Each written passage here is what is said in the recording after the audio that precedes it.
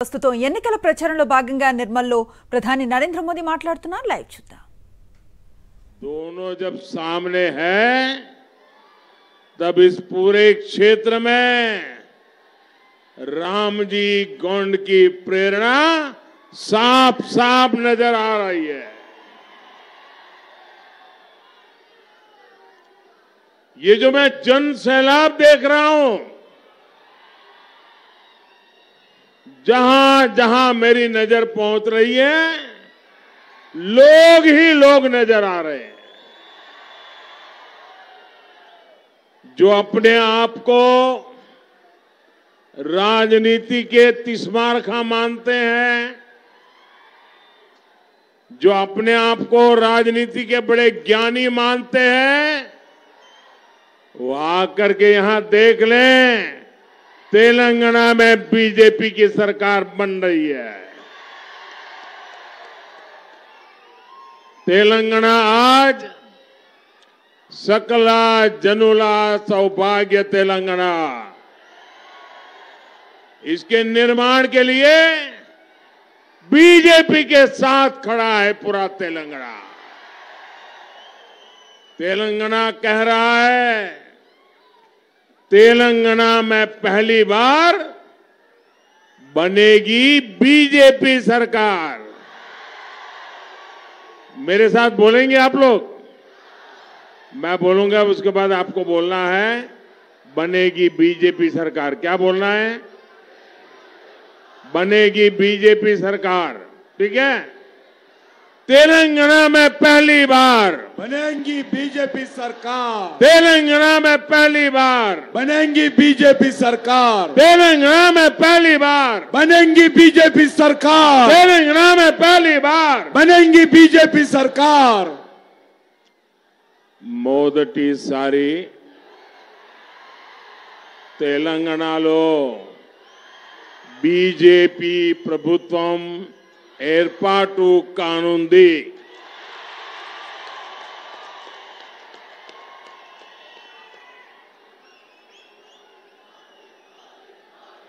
రామ్జీ గోండ్ స్ఫూర్తితో ఈరోజు మనం అందరం కూడా ఈ యొక్క గిరిజన ప్రాంతాల్లో, ఆదివాసీ ప్రాంతాల్లో పనిచేస్తా ఉన్నాము.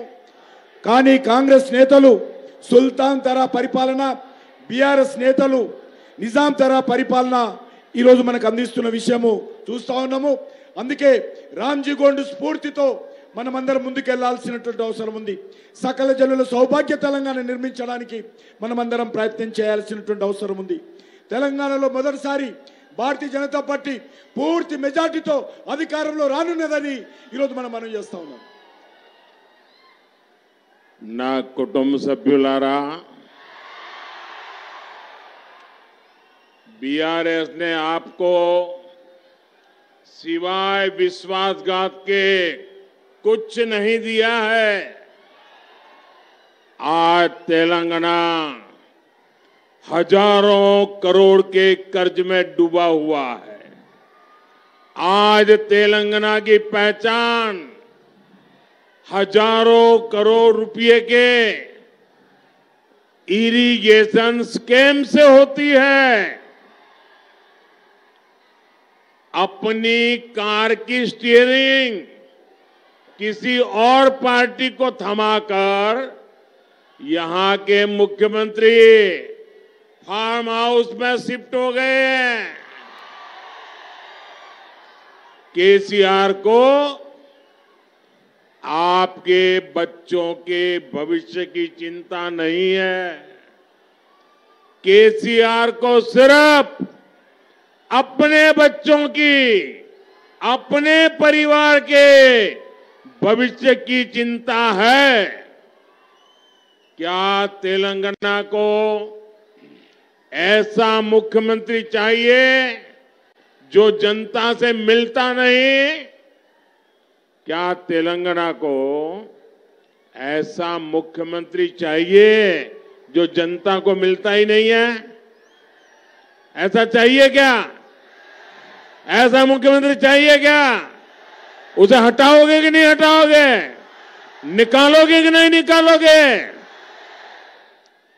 आखिर फार्म हाउस सीएम की तेलंगाना को कोई जरूरत है क्या भाई? क्या तेलंगाना को ऐसा मुख्यमंत्री चाहिए जो कभी सचिवालय न जाता हो? प्रजలను कलवनी मुख्यमंत्री मन को अवसरमा, फार्म हाउस मुख्यमंत्री मन को अवसरमा,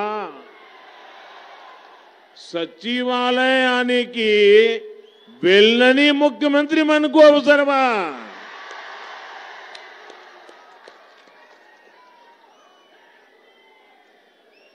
మిత్రులారా, బీఆర్ఎస్ మనల్ని మోసం చేసేందుకే ఏ అవకాశాన్ని కూడా వదలడం లేదు.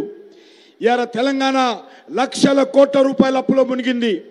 ఈరోజు వేల కోట్ల రూపాయల సాగునీటి కుంభకోణం తెలంగాణలో ఏర్పడింది. ఈరోజు కేసీఆర్ కారు యొక్క స్టీరింగ్, టీఆర్ఎస్ కారు యొక్క స్టీరింగ్ మజ్లిస్ పార్టీ చేతులు అప్పగించి ఆయన ఫామ్ హౌస్ కు షిఫ్ట్ అయ్యాడు. కేసీఆర్ తమ పిల్లల భవిష్యత్తు గురించి ఆలోచన చేస్తున్నాడు. కేవలం ఆయన పిల్లల గురించి ఆలోచన చేస్తున్నాడు తప్ప తెలంగాణ ప్రజల యొక్క భవిష్యత్తు గురించి, తెలంగాణ పిల్లల భవిష్యత్తు గురించి ముఖ్యమంత్రి ఆలోచన చేయడం లేదు. ఫామ్ హౌస్ కు పరిమితమైనటువంటి ముఖ్యమంత్రి మనకు అవసరమా? ఆఫీస్కు రానటువంటి ముఖ్యమంత్రి మనకు అవసరమా? తెలంగాణ ప్రజలు ఆలోచన చేయాల్సిందిగా కోరుతా ఉన్నాను. ये जो ऊपर चढ़ गए हैं ना, उनसे मेरी रिक्वेस्ट है जरा नीचे आइए भैया. देखिए इतनी भीड़ है, मैं जानता हूं आप लोग मुझे देख नहीं पाते होंगे, दूर दूर तक है, आप लोग मुझे नहीं देख पाते होंगे, लेकिन कोई गिरेगा तो मुझे बहुत दुख होगा. आप नीचे आ जाइए दोस्तों, प्लीज प्लीज नीचे आ जाइए. ఎక్కిన వాళ్ళందరూ కిందికి దయచేసి ఆ పిల్లర్స్ మీద ఎక్కిన వాళ్ళు, తాళ్ళ మీద ఉన్న వాళ్ళకి కింది కూర్చోండి, పక్కన వాళ్ళు దింపండి వాళ్ళను. देखिए आपका प्यार मेरे सर आंखों पर, लेकिन आप प्लीज नीचे आ जाइए. देखिए किसी को चोट लग जाएगी भाई.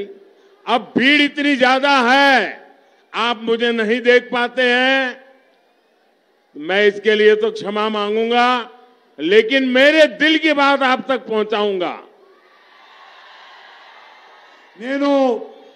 నన్ను మీరు చూడలేకపోతున్నందుకు నన్ను క్షమించండి, కానీ నా మాట మాత్రము మీ గుండెల్లో అందుకునే విధంగా నేను మాట్లాడతాను.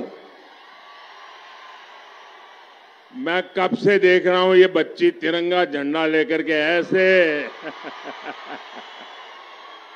देखिए वो भारत माता बन के आई है. वाह वाह वाह. हाँ. देखिए हर नौजवान को प्रेरणा दे रही है बच्ची.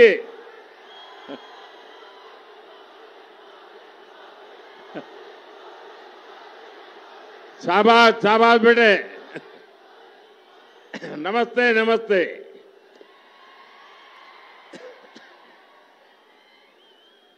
ना कुटुंब सभ्युलारा, बीजेपी को तेलंगाना के गरीबों की चिंता है, लेकिन बीआरएस सरकार यहां गरीब कल्याण के कार्यों में भी ब्रेक लगाती है. मोदी, आप मोदी को जानिए, ये मोदी अपना घर बनाने के लिए नहीं, बल्कि आपका घर, गरीबों का घर बनाने के लिए घर छोड़ के निकला है. बीते 10 वर्षों में 4 करोड़ से अधिक गरीब परिवारों को पक्के घर मिल चुके हैं. यहां तेलंगाना में भी केंद्र सरकार ने बहुत प्रयास करके करीब 2.5 लाख घरों का निर्माण पूरा किया है. लेकिन आप ये जानकर हैरान रह जाएंगे, इनमें से हजारों घरों को तेलंगाना सरकार गरीबों को देती नहीं है. और ये जो टीवी पर देश वाले देख रहे हैं ना, वो भी सोचिए, हमारे देश में एक ऐसी सरकार है तेलंगाना में जो फार्म हाउस में रहती है और हजारों मकान गरीबों के भारत सरकार के पैसों से बने हुए, देश के करदाताओं के पैसों से बने हुए ये मकान दबा करके बैठी है, गरीबों को देती नहीं है। गरीबों की दुश्मन केसीआर सरकार इन घरों पर कब्जा करके बैठ गई है। लेकिन मेरे तेलंगाना के भाइयों बहनों, मैं आपको विश्वास दिलाता हूं, जब तेलंगाना में बीजेपी की सरकार बनेगी तो गरीबों को इन घरों को देने का काम तुरंत पूरा किया जाएगा। और ये मोदी की गारंटी है। और मोदी की गारंटी यानी गारंटी पूरी होने की गारंटी। మోదీ గారి గ్యారంటీ అంటే గ్యారంటీగా పూర్తి అయ్యే గ్యారంటీ.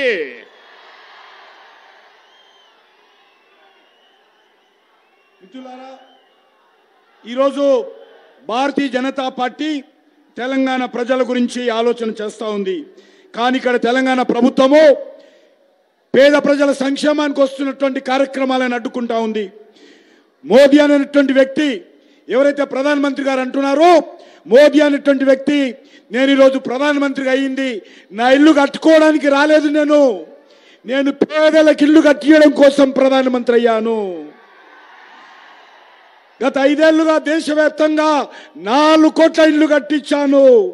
తెలంగాణలో కూడా కేంద్ర ప్రభుత్వం ఇల్లు కట్టడం కోసం డబ్బిస్తే ఈరోజు ఇల్లు కట్టకుండా అడ్డుకుంటా ఉన్నాడు. సోదరులారా, ఒకటి మనవి చేస్తా ఉన్నాను, ఇక్కడ ఉండేటువంటి ప్రభుత్వము పేదల వ్యతిరేక ప్రభుత్వము.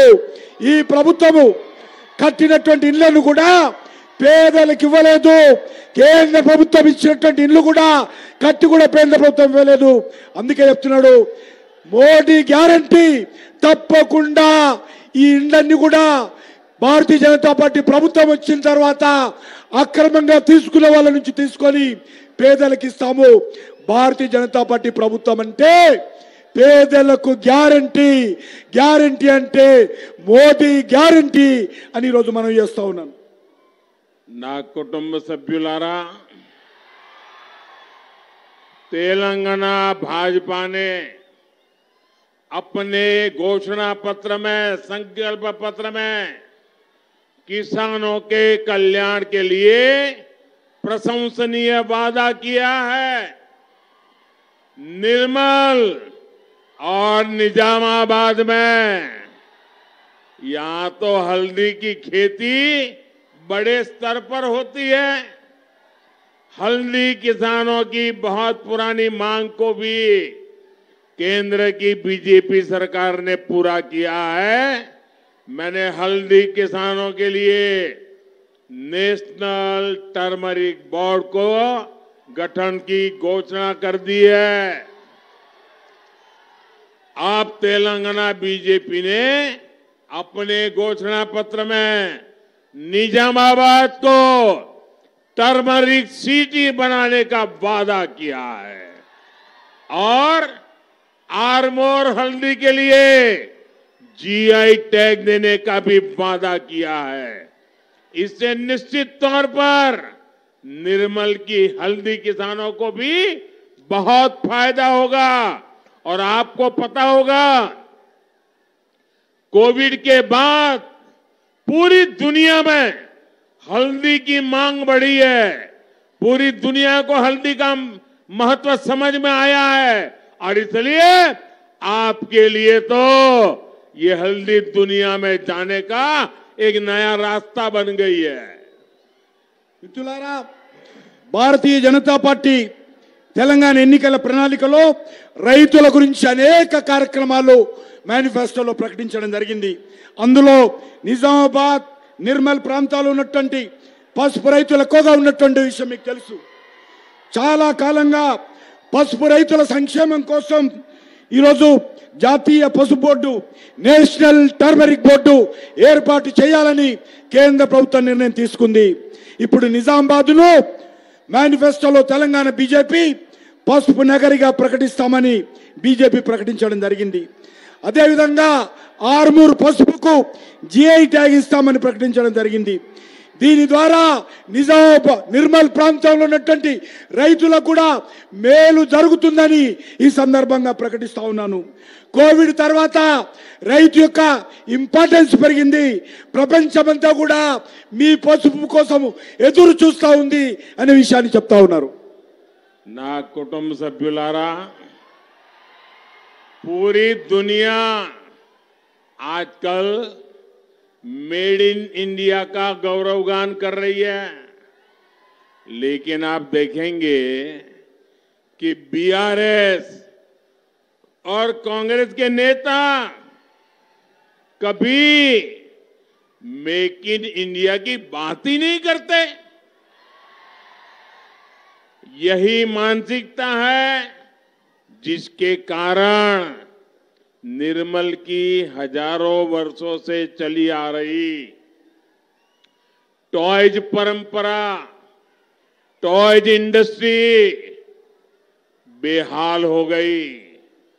आज जब भारत टॉयज के एक्सपोर्ट के नए रिकॉर्ड बना रहा है, बीआरएस सरकार यहां निर्मल की टॉय इंडस्ट्रीज को बर्बाद कर रही है।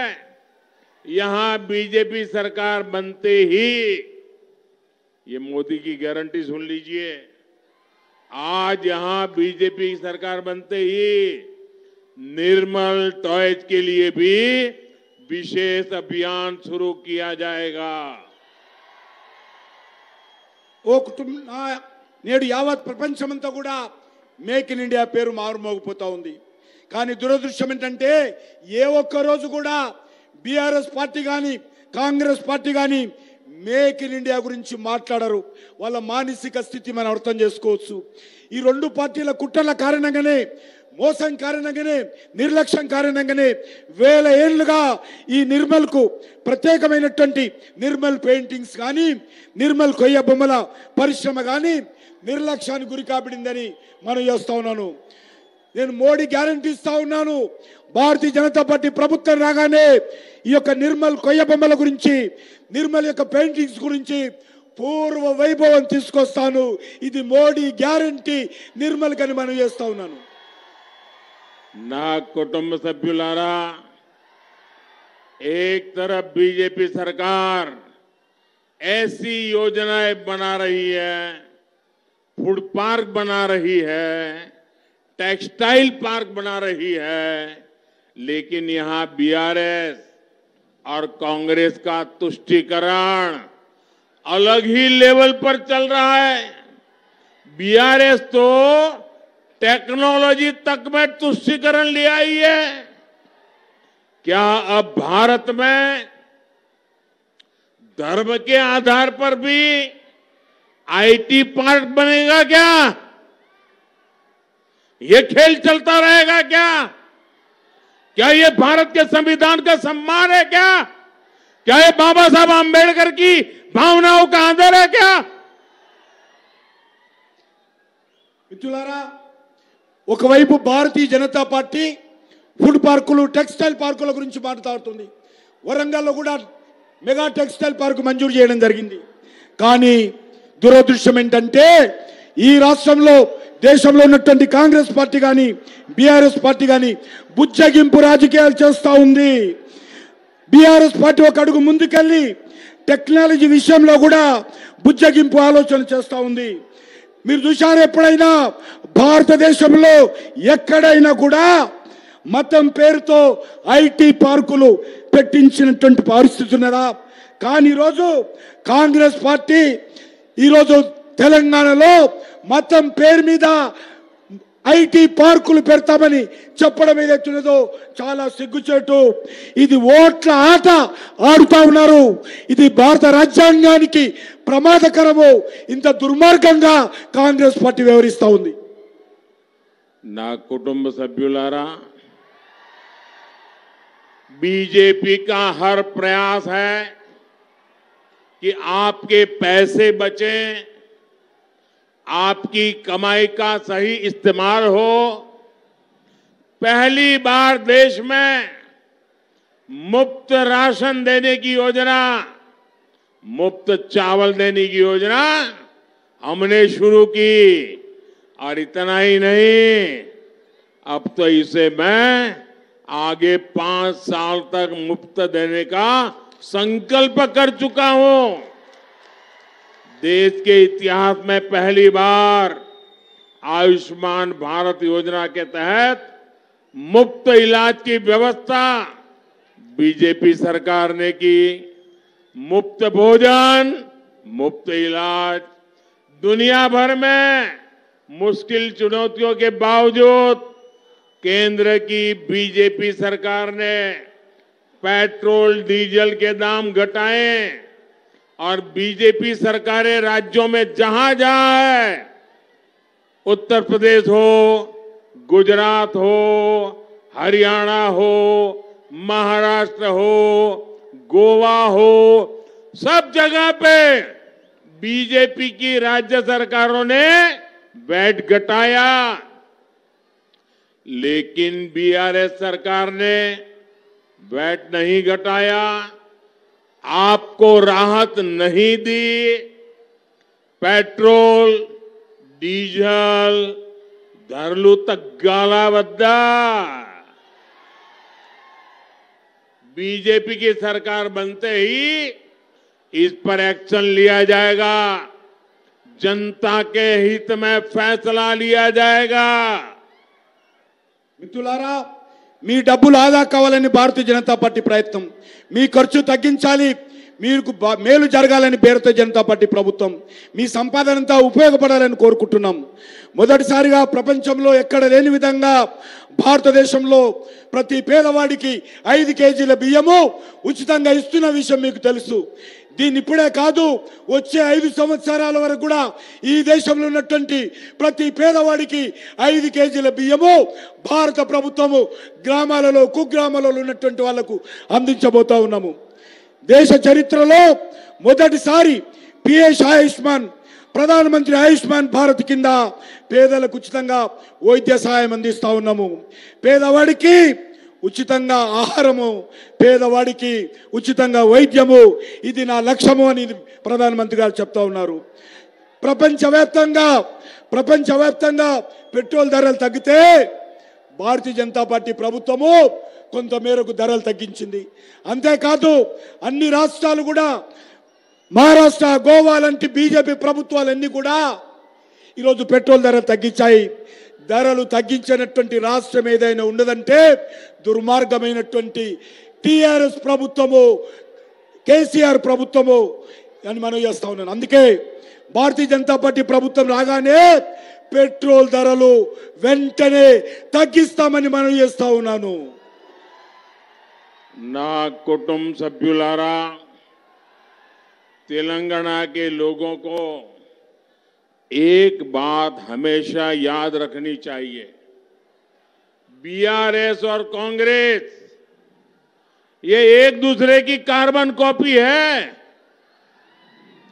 केसीआर सोच और अप्रोच दोनों से ही कांग्रेस ही है, और कांग्रेस को पड़ने वाला हर वोट सीधा बीआरएस को ही जाएगा।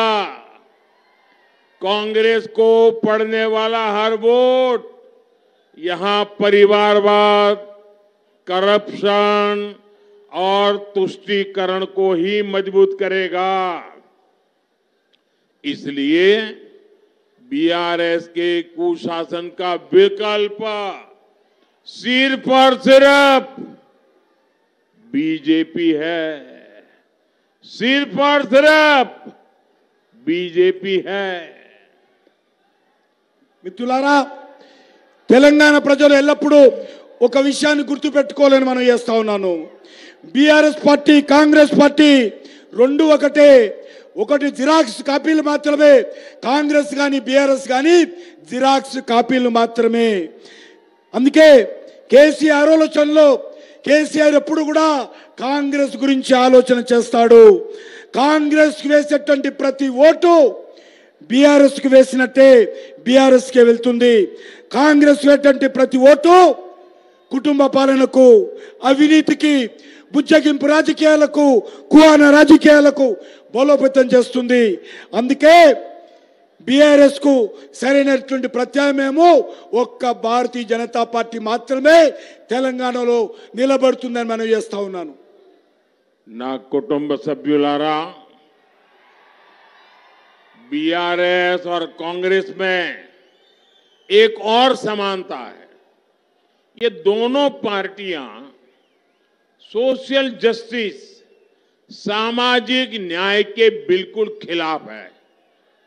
आज 26 नवंबर जब देश संविधान दिवस मना रहा है तो हमें ये भी याद रखना है कि केसीआर ने बाबा साहब के बनाए संविधान को बदलने की बात करके बाबा साहब का और संविधान का अपमान किया था. कांग्रेस ने बाबा साहब आंबेडकर की राजनीति खत्म करने के लिए जोर लगाया, उन्हें भारत रत्न भी नहीं दिया.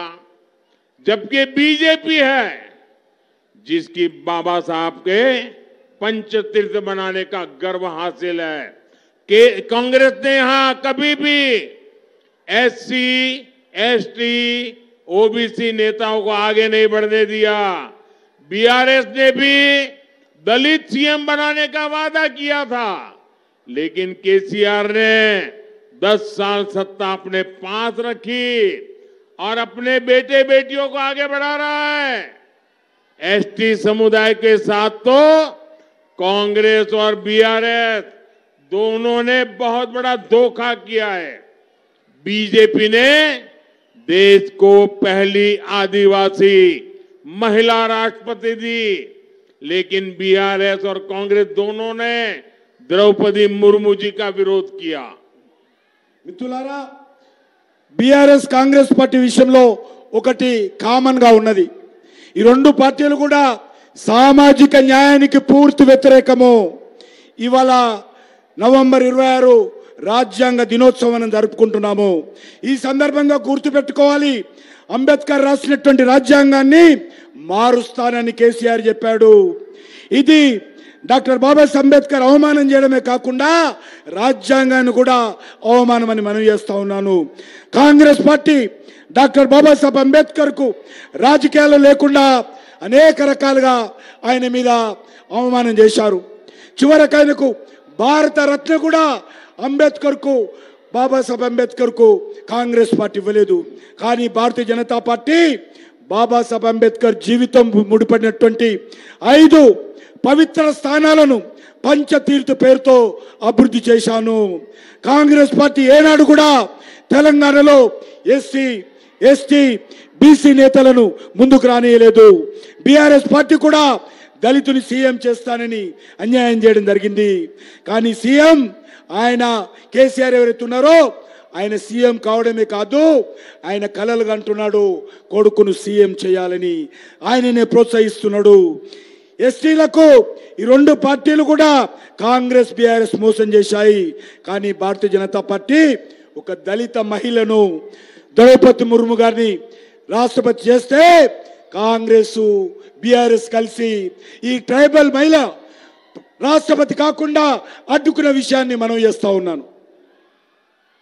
నా కుటుంబ సభ్యులారా, हमने एससी, एसटी वेलफेयर के लिए अभूतपूर्व काम किए हैं. बीजेपी ने अलग से एसटी मंत्रालय बनाया. बीते 10 वर्षों में इसका बजट 5 गुना बढ़ाया.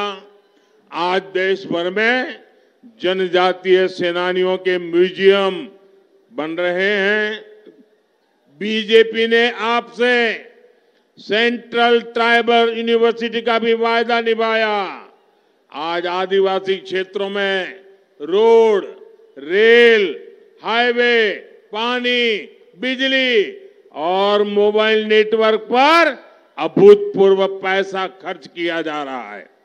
कुछ दिन पहले ही आदिवासी समाज के विकास के लिए 24,000 करोड़ रुपए का पीएम जनमन महाअभियान शुरू किया गया है. మిత్రులారా, మేము ఎస్సీలు ఎస్టీల సంక్షేమం కోసం అనేక కార్యక్రమాలు చేపట్టాము. భారతీయ జనతా పార్టీ ప్రభుత్వం మొదటిసారిగా దేశంలో గిరిజన మంత్రిత్వ శాఖను ఏర్పాటు చేసిన విషయాన్ని మనం చేస్తా ఉన్నాను. గత 5 ఏళ్లలో గిరిజన సంక్షేమం కోసం 5% బడ్జెట్ పెంచాము. అంతేకాకుండా ఈరోజు దేశవ్యాప్తంగా గిరిజన వీరులను గుర్తు చేసుకుంటూ వారి పేర్లతో మ్యూజియంను కూడా భారతీయ జనతా పార్టీ ప్రభుత్వం ఏర్పాటు చేస్తుంది. మన హైదరాబాద్లో కూడా భారత ప్రభుత్వము గిరిజన మ్యూజియం రామ్జీ గోండు కొమరం భీం పేరుతో మ్యూజియం ఏర్పాటు చేయబోతున్నామని మనం చేస్తా ఉన్నాను. తెలంగాణలో తొలి గిరిజన కేంద్ర విద్యాలయం సమ్మక్క సారక్క విశ్వవిద్యాలయానికి మంజూరు చేశాము. ఈరోజు గిరిజన ప్రాంతాలలో భారతీయ జనతా పార్టీ ప్రభుత్వము రోడ్లు, రైల్వేలు, హైవేలు, తాగునీరు, కరెంటు, మొబైల్ నెట్వర్క్ లాంటి అనేక మౌలిక వసతులు పెంచింది. ఇటీవల ఆదివాసీల సంక్షేమం కోసం 24,000 కోట్లతో పిఎం జన్ధన్ జన్మన్ మహా అభియాన్ను ప్రారంభించిన విషయాన్ని మనం చేస్తా ఉన్నాను. నా कुटुंब सभ्युलारा, तेलंगाना की इस विकास यात्रा में मादिगा समुदाय के साथ जो अन्याय हुआ है उसे भी बीजेपी भलीभांति समझती है. इस अन्याय का अंत करने के लिए भारत सरकार की कमेटी पूरी प्रक्रिया को गति देने का काम कर रही है. ये कमेटी आपको न्याय दिलाने की पहल करेगी और आपके सशक्तिकरण का एक नया रास्ता बनाएगी. मादिगा समुदाय से जुड़ी एक बड़ी न्यायिक प्रक्रिया सुप्रीम कोर्ट में चल रही है. ये केस मजबूत हो सके इसके लिए हम हर संभव प्रयास कर रहे हैं. మిత్రులారా, తెలంగాణలో మాదిగ సమాజం విషయంలో కూడా చాలా అన్యాయం జరిగింది. ఈ అన్యాయాన్ని భారతీయ జనతా పార్టీ గుర్తించింది. వీరి దశాబ్దాల ఆకాంక్షలను పూర్తి చేసే లక్ష్యంతో వర్గీకరణ వేగవంతం చేయడానికి బీజేపీ ప్రభుత్వము ఒక కమిటీని ఏర్పాటు చేయబోతుంది. ఈ కమిటీ దళితులకు న్యాయం చేయడంతో పాటు మీ సాధికారతను కూడా సరికొత్త దారులు తెరవనున్నది. మాదిగ సామాజిక వర్గానికి సంబంధించి కీలకమైనటువంటి న్యాయ ప్రక్రియ సుప్రీంకోర్టులో ఉంది. ఇందులో కూడా మాదిగలకు న్యాయం జరిగే విధంగా కేంద్ర ప్రభుత్వము అన్ని రకాలుగా అండగా నిలబడుతుందని మనం చేస్తా ఉన్నాను.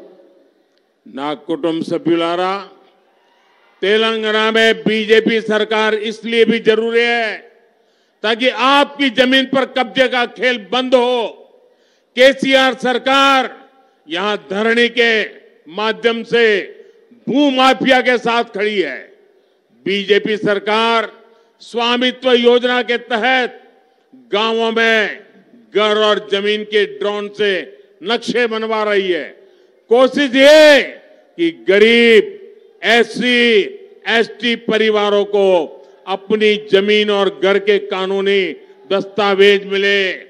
बीजेपी मी भूमि सिस्टम जैसी नई व्यवस्था भी बनाएगी. మిత్రులారా, మీ భూములు కబ్జా కాకుండా ఉండడం కోసం భారతీయ జనతా పార్టీ ప్రభుత్వము మీకు అండగా ఉంటుంది. తెలంగాణలో బీజేపీ ప్రభుత్వం ఏర్పడాల్సినటువంటి అవసరం ఉంది. కేసీఆర్ ప్రభుత్వం ధరణి పేరుతో భూ మాఫియాకు తలపడుతూ ఉంది.